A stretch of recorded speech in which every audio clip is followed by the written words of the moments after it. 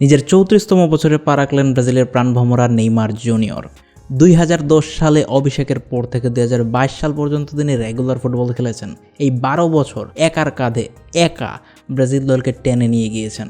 তার উপর ব্রাজিলের সর্বকালের সর্বোচ্চ গোল স্কোরার হয়ে গিয়েছেন, ছাড়িয়ে গিয়েছেন ব্রাজিলিয়ান কিংবদন্তি পেলেকে। ফুটবলের সম্রাটকে ছাড়িয়ে যাওয়ার পরও ফুটবলের সম্রাটের পজিশনটা হয়তো তিনি নিতে পারবেন না, কিন্তু ব্রাজিল ফুটবল ইতিহাসে সেকেন্ড পজিশনটা হয়তো তিনি নিতে পারেন যদি এই বিশ্বকাপ মিশনে তিনি সফল হতে পারেন। আমরা আজকে এমন 6টা কারণ সম্পর্কে আলোচনা করব যে 6টা কারণে ব্রাজিল নেইমারকে ছাড়া বিশ্বকাপ জিততে পারবে না, সে যে সিচুয়েশনই হোক। দেখুন, এই মুহূর্তে কিন্তু নেইমার ফেব্রুয়ারির মাঝামাঝি পর্যন্ত তিনি কিন্তু ফিট হয়ে মাঠে ফিরে যাবেন এবং নেক্সট কলাপেও তার খেলার সম্ভাবনা অনেক বেশি। কিন্তু সেটা বড় প্রশ্ন নয়। নেইমারের এই মুহূর্তে ফিটনেসটা ধরে রাখাই সবচেয়ে বড় প্রশ্ন। এই মুহূর্তে যদি তিনি ইনজুরিতে আক্রান্ত হন তাহলে তার আর কামব্যাক করার সুযোগ তেমন থাকবেই না, কারণ তার কামব্যাক আর বিশ্বকাপের মধ্যে সময় অনেকটাই কম থাকবে, যেই সময়ের মধ্যে ইনজুরি থেকে রিকভার পসিবল না। সেক্ষেত্রে ফুটবলের সবচেয়ে বড় ট্র্যাজেডিগুলোর একটা আমরা দেখতে পাবো, যেখানে ফুটবলে এত কিছু দেওয়া একজন প্লেয়ার শেষ পর্যন্ত বিশ্বকাপ শূন্য হয়ে থাকবেন। এই স্টোরি হয়তো ফুটবল বিধাতা স্বয়ং লিখতে চাইবেন না। ব্রাজিল নেইমারকে ছাড়া বিশ্বকাপ জিততে পারবে না। রিজন নাম্বার 1 হচ্ছে ক্লাস। নেইমার ব্রাজিলের বর্তমান দলটার মধ্যে একমাত্র প্লেয়ার যাকে ফুটবলের সর্বকালের সর্বশ্রেষ্ঠ লিস্টের মধ্যে অন্ততপক্ষে টপ 50-তে রাখা যাবে। একমাত্র প্লেয়ার যিনি ব্রাজিলের টপ 10 লিস্টের মধ্যে থাকতে পারবেন। অর্থাৎ এটাতে ক্লিয়ারলি বোঝা যায় ব্রাজিলের আর কোনো প্লেয়ার সেই ক্লাসকে স্পর্শও করতে পারেননি। তিনি ব্রাজিলিয়ান ফুটবল ইতিহাসে সর্বোচ্চ গোল স্কোরার, 79টি গোল, তার সাথে 59টি অ্যাসিস্ট। 2010 সালে অভিষেকের পর থেকে টানা এক যুগ তিনি একার কাঁধে জাতীয় দলকে টেনে নিয়ে গিয়েছেন। দেখুন, নেইমারের সমসাময়িক সময়ের যে খেলোয়াড়রা আছেন, মেসি কিংবা রোনালদো, তারা প্রত্যেকেই কোনো না কোনো সাথীকে পেয়েছেন যারা প্রত্যেকটা বিশ্বকাপে তার সাথে ছিলেন। সেটা মেসির জন্য ডিমারিয়াই হোক কিংবা রোনালদোর জন্য ব্রুনো ফার্নান্ডেজ, পেপেরাই হোক। কিন্তু নেইমার 2014 সাল থেকে 2022 সাল একজন প্লেয়ারকেও পাননি যিনি তার কাজকে সহজ করতে পারেন। একজন সাথীও পাননি। 2014 সালে অস্কারকে পেয়েছিলেন, 2018 সালে তাকে পাননি। নতুন সাথী আসলে কঠিনও, তিনি 2022 সালে আর পাননি। 2022-এ অনেক স্টার পেলেন, অনেক সাথী পেলেন, কিন্তু শেষ পর্যন্ত তারা তাকে সেই ট্রফিটা উপহার দিতে পারলেন না। অসাধারণ পারফরমেন্সের পরেও 2022 বিশ্বকাপে টিমের ভুলের কারণে, কোচের ভুলের কারণে তাকে কোয়ার্টার ফাইনাল থেকে বিদায় নিতে হয়। দেখুন, নেইমারের মতো ট্যালেন্ট বলুন কিংবা পারফরমেন্স বলুন, কোনোটাই ব্রাজিলের বর্তমান আর কোনো প্লেয়ারের মধ্যে নেই। অর্থাৎ নেইমারকে ছাড়া ব্রাজিল একটা ক্লাসলেস দল নিয়ে আগামী বিশ্বকাপ খেলতে যাবে। নেইমারকে ছাড়া ব্রাজিল বিশ্বকাপ জিততে পারবে না, এটা হচ্ছে তার সবচেয়ে বড় কারণ। Number 2, inspiration. বর্তমানে ব্রাজিল দলে যে স্টাররা রয়েছেন, সেটা ভিনিসিয়াস, রদ্রিগো, রাফিনহা হোক, তারা প্রত্যেকেই এক না এক সময় নেইমারের খেলা দেখেই বড় হয়েছেন। তারা তাকেই আইডল হিসেবে গণ্য করেছেন। অর্থাৎ এই প্লেয়ারটার প্রতি দলের মধ্যে একটা ইমোশনাল বন্ডিং কাজ করে। এই প্লেয়ারটা থাকা না থাকার মধ্যে একটা বড় পার্থক্য দেখা যায় প্লেয়ারদের পারফরমেন্সের মধ্যে। এই প্লেয়াররা নেইমারের জন্য খেলতে চান, নেইমারের জন্য জিততে চান, কিন্তু তিনি যখন থাকেন না তখন তার এফেক্ট ক্লিয়ারলি দেখা যায় ম্যাচের পারফরমেন্সে। ফুটবল শুধুমাত্র ট্যাকটিক্স এবং প্লেয়ারদের কোয়ালিটির উপর ডিপেন্ড করে জেতা যায় না। ফুটবলে জিততে হলে আপনার ইমোশনও প্রয়োজন।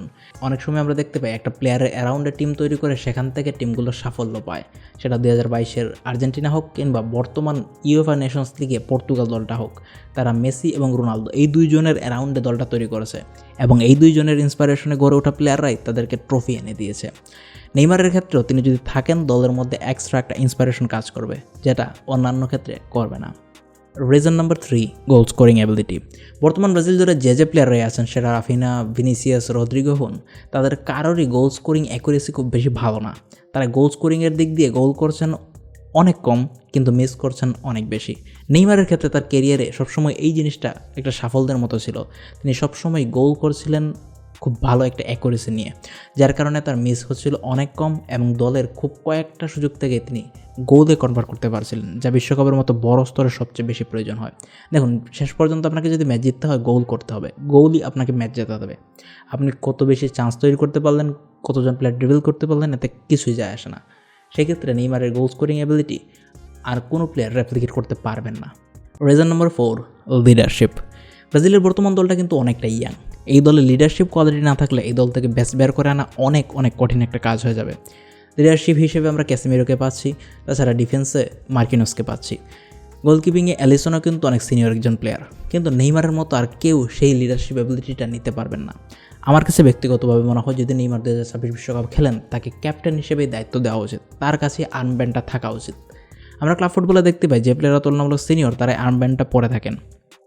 নেইমারের ক্ষেত্রে তিনি দলের সবচেয়ে সিনিয়র প্লেয়ারদের মধ্যে একজন, তার উপর দলের সবচেয়ে ইন্সপায়ারিং প্লেয়ার, সবচেয়ে সফল প্লেয়ার।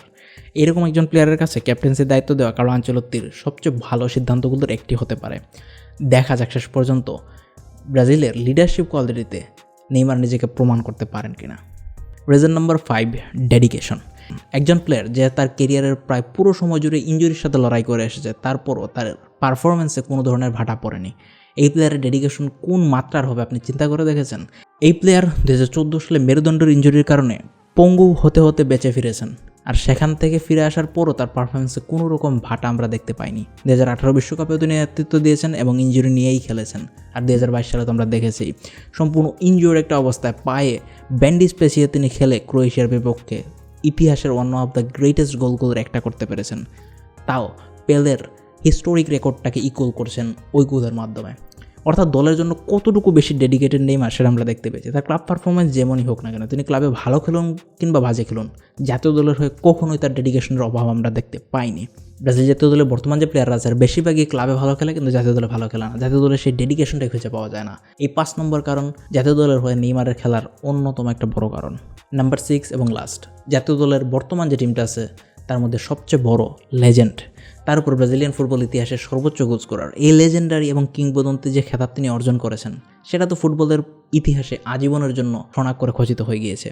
সময় যাবে, প্লেয়ার আসবে, প্লেয়ার যাবে, কিন্তু নেইমারের নাম আজীবনের জন্য ব্রাজিলিয়ান ফুটবল লিস্টে খচিত হয়ে গিয়েছে। সেখান থেকে এই প্লেয়ারটা যদি শেষ পর্যন্ত বিশ্বকাপে খেলতে না পারে, এর চেয়ে বড় লজ্জা তো কিছু হতে পারে না।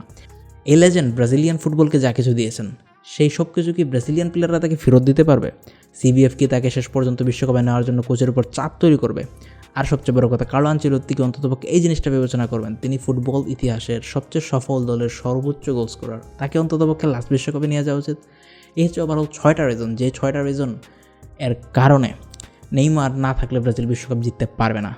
আপনার মতামত কমেন্টে জানিয়ে দিন। আমি আবারও মনে করি ব্রাজিল যদি নেইমার ছাড়া যায়, এই দলটা তার পারফরমেন্সের দিক দিয়ে 50% অলরেডি হারিয়ে ফেলে, আর নেইমারকে সাথে নিয়ে যাওয়া এই দলের পারফরমেন্সকে 50%-এর অধিক বুস্ট করে ফেলে। আপনার মতামত কমেন্টে জানিয়ে দিন। পরবর্তীতে কোন টপিকে ভিডিও দেখতে চান কমেন্টে জানাতে ভুলবেন না। Thank you for watching this video.